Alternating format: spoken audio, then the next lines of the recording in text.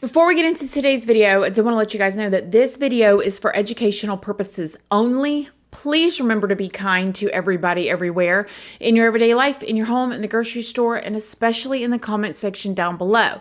Please do not show hate to anybody, anywhere.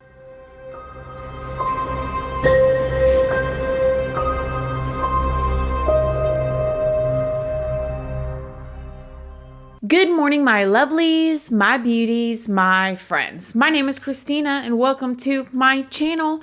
If you're new here, thank you so much for clicking on this video. I really hope that you will subscribe, stick around, take a chance in hearing some things that I have to say. And if you are a returning subscriber, y'all already know, y'all are my babies. So good morning, good morning, good morning. How is everybody doing today? I hope you all are having an amazing day. Christmas is on Sunday. Tomorrow is Christmas Eve. I hope everybody is feeling good. I hope you guys are getting your food ready and your recipes ready and all of that good stuff. And I hope that you have the best day ever, whether you're spending it alone, whether you're spending it with family or your animals. I hope that you enjoy. And if you are spending Christmas alone, I hope you cook yourself a really good meal. Treat yourself, set the plates down, all of that stuff, and just enjoy the day. Now, I had a totally different video planned for you guys, and I had to push that further back so I could do this one for y'all, because this is a story in a situation, in a case that has to do with something that I am extremely passionate about in my own personal life and things that I talk to you guys about as well. So I'm gonna do like I always do. I'm gonna tell you guys the whole entire story to the best of my ability. And this just happened in November of this year. And then at the end, I'm gonna tell you guys some of my opinions and how I feel about things and stuff like I usually do. So make sure you stay until the end. Now, there's not a whole ton of information out about this case yet because it is still ongoing, but I'm going to tell you what we know so far. So there was a 28-year-old man named Austin Lee Edwards, who was actually a cop in Virginia. In order for Austin to become a cop, he has to go through different things. He has to go through a full entire background check. Some departments require lie detector tests. An extensive background search is done on somebody when they become a cop. And Austin seemed to pass everything and things seemed to be just fine. Austin went on to graduate to be a state trooper in January of 2022, and he was then assigned to Henrico County until he resigned in October of 2022 this year. But then he was rehired in Washington County as a deputy on November 16th of 2022. So just kind of try to seem like he was moving around and trying to find his way. Also during this time, Austin bought a new house. It's just a little house, and the seller would go on to say that he posted this house for sale, and within hours, he got a full price offer from somebody that he heard would be a state trooper. So he's thinking, okay, great. Like, this seems like a good person to sell the house to. However, the person buying the house, which was Austin, wanted a video sent to him of the basement of the home. Before we go any further, I did want to stop and thank today's sponsor, Factor. You guys are going to love this. Factor is a prepared meal delivery service that delivers fresh and delicious prepared meals already made right to your front door. When I got my Factor box and I looked in and saw the smoothies, oh my gosh, I was like, this box was made specifically for me. And now Factor offers 34 meals per week and 36 add-on options like smoothies, juices, snacks, and more to keep you going no matter what you have going on. And not only does Factor offer fast, simple solutions when I'm too busy to cook, they also help me stay on top of my goals. They have meals like Protein Plus and Keto, and then this way I can stay on track. And these meals are definitely going to come in handy after the new year.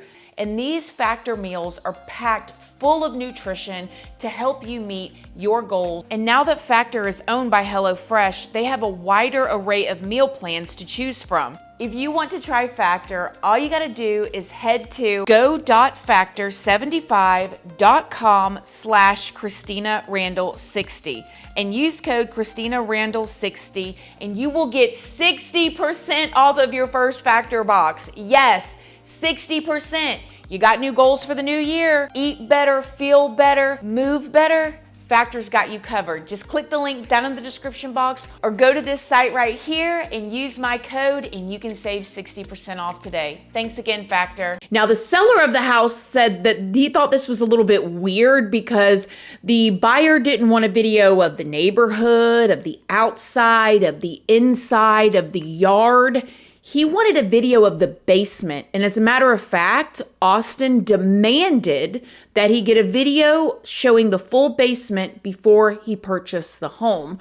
The seller agreed and sent the video of the basement. He thought it was strange, but I mean, he's buying the house. And he sold the house to him and he paid for it and then he moved in. Now, neighbors would say different things. You had one neighbor that said he seemed very, he was kind of, hey, he wasn't very talkative. He seemed weird, a little creepy. As soon as Austin moved in, he blacked out all the windows and then put blackout curtains, stayed to himself. He didn't bother anybody. However, he did drive a deputy vehicle. So the neighbors thought, okay, good. Our neighborhood's a little bit more safe because we have a cop living in it. At some point, 28-year-old deputy/state trooper Austin began speaking to a 15-year-old girl online and posing as a 17-year-old boy. Now, this 15-year-old girl lived all the way in California, literally across the country from where 28-year-old Austin was and working. And he was pretending to be a 17-year-old boy. Now, it is unclear what photos he used to pretend or what all he said, but you can just imagine a 15-year-old young girl. She was excited. She thought she was talking to somebody around her age, a little bit older, and she was just kind of all dreamy about it. Is normal. And the problem with this type of thing nowadays is a lot of our children, most of our children are growing up with devices in their hands. They're talking to people, and most of their relationships are online. You see people, everybody is like this all the time now, and it is actually normal for them. A lot of us, millennials and older, we're all like, get off the phone, go outside and play, eat a mud pie, skin your knee, do something normal. But to them, this actually is their new normal. So for this young lady to meet a guy online that she thought was 17 years old, to her was exciting but normal. Now, something I think I should tell you is that in 2016, Austin was actually detained for threatening to kill his father, over a relationship because he was all distraught because his girlfriend didn't want to be with him anymore. So he went off the handle. The, cops had to come there. He was put on a medical detainee, like he was losing his mind, hold, and he was having a mental breakdown and The cops, the police department were not able to find out this information because it was mental health and there's like a red line there. And so they never knew that when they accepted him into the academy, and they didn't know. And neither did this 15-year-old who was talking to him and thinking that he was a 17-year-old. Now, at some point, it has not been disclosed to us yet how long they were speaking online to each other. He was able to obtain her address and where she lived. Now, I don't know yet if she gave it to him. Maybe she just told him her name, and he he asked her what her parents' names were, and he was able to search and find the address to where she lived. Now, she lived in the house with her 38-year-old mother named Brooke Wynick and her grandparents, 69-year-old Mark Wynick and 65-year-old Sherry Wynick. So maybe she told him her grandparents' names or, her mom's name. Some way, somehow, he got her address. Now, it is said that the relationship was going just fine between her and him until he asked her to send him nude photos of herself. When he asked her that, she stopped talking to him. She quit responding, which, good girl, she did the right thing. She just had no idea, I guess, who she was talking to.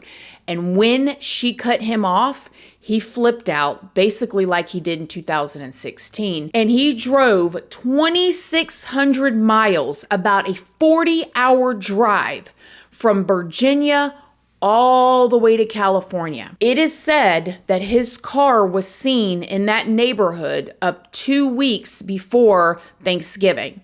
And some of the neighbors said that they seen it. Now, these neighbors in this neighborhood where this little girl and her grandparents and her mom lived very, very, very close. I mean, them neighbors is nosy. They use binoculars looking at each other, okay? They are very nosy and in the best way possible. This young girl's grandparents lived in there for over 22 years. I mean, they were close. They knew the neighbors very well. So when they saw this red car in their neighborhood, they knew that it was out of place, but they all just kind of let it go. Thanksgiving of this year rolls around and Thanksgiving is absolutely normal. The 15-year-old girl, along with her mother Brooke and her parents Sherry and Mark, had a wonderful Thanksgiving, and their other daughter Shelly came over with her husband and her family, and they did great. And Shelly would even go on to talk about conversations that they had about brownies. If the brownies my mom made should be frosted with sprinkles or just left plain.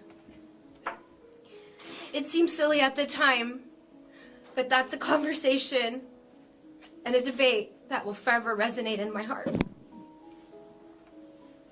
Little did I know on that day that would be the last time that my husband and I would see my parents and my sister again. Fast forward to the next day, which was Black Friday on November 25th, and this is when the daughter Shelly gets a phone call from one of the neighbors that says, your parents' house is on fire. The next day, while we were out buying Christmas lights for our home, I received a phone call from my parents' neighbor of 22 years. They were best friends. They looked out for each other.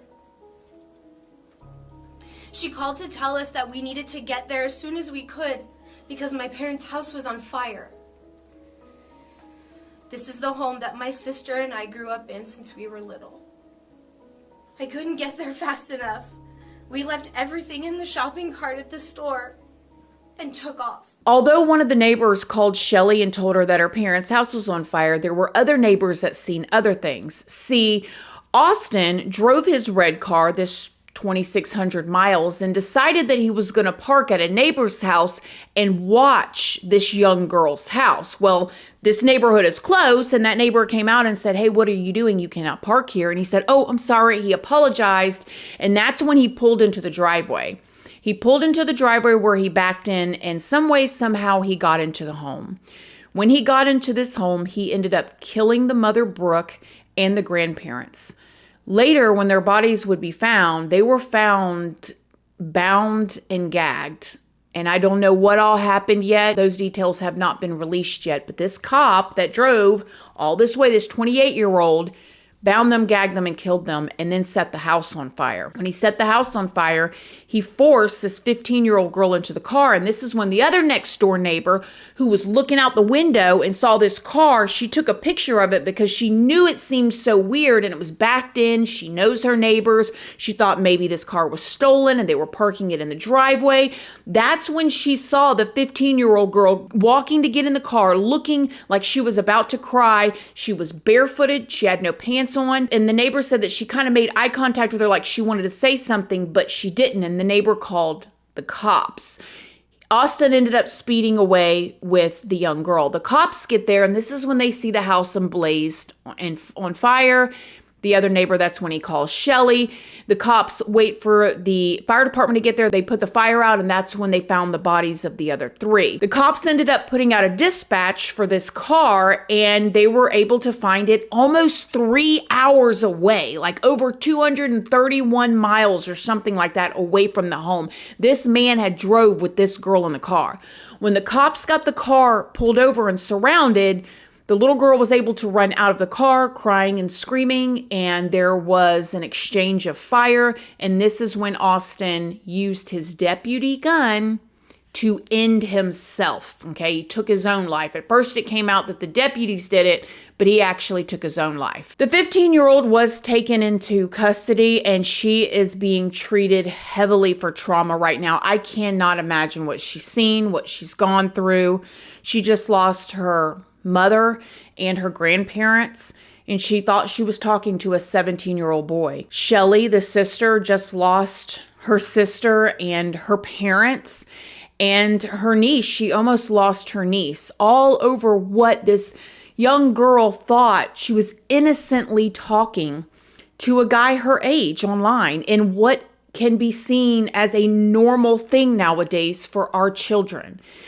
And I wanted to talk about this because this is so important. And this didn't even make mainstream. Like, this should be all over the place. It's not. I mean, there's little bits and stuff out there, but this kind of thing happens, and it happens quite often. And that's why I wanted to read some statistics to you guys, so you guys realize, while all of our kids have their electronics, like, what's going on really, truly. This is what the investigators know of. There are over 500,000 predators online daily trying to talk to our children, okay, in the US. And these people are on TikTok, Tinder, Twitter. I mean, they're in Roblox. They're in the kids' games, the kids' apps.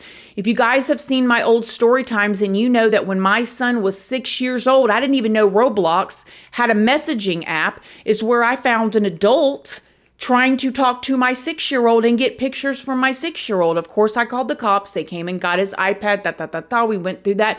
But that just freaked me out from the get-go. My baby's 6. He didn't even know what the guy was basically asking for. He thought it was funny. Like, ew, I'm not sending you pictures of . Okay, this kind of thing happens all the time. Now let's just talk briefly about a catfish, okay? Catfish is where a person creates a fake online identity in order to deceive someone in a relationship. A catfish uses someone else's photos and gives a false name and personal information to create a fake social media profile. Young people are so used to having online relationships that they do not always notice the red flags, and they don't think to question someone's true identity.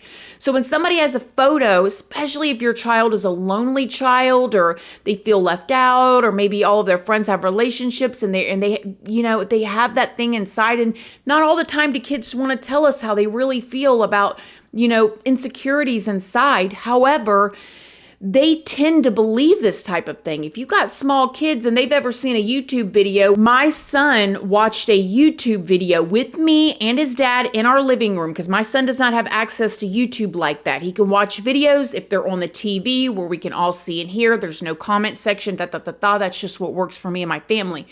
Where people were frying water, okay? And the whole joke of it was like, these content creators were saying that frying water is like better for calories and all this. And my son's watching this, and he literally is believing that you can fry water because he saw it in a YouTube video. And his mom's a YouTuber. And I try to tell him, not the things that you see online, most of them are not real. And he's still, okay?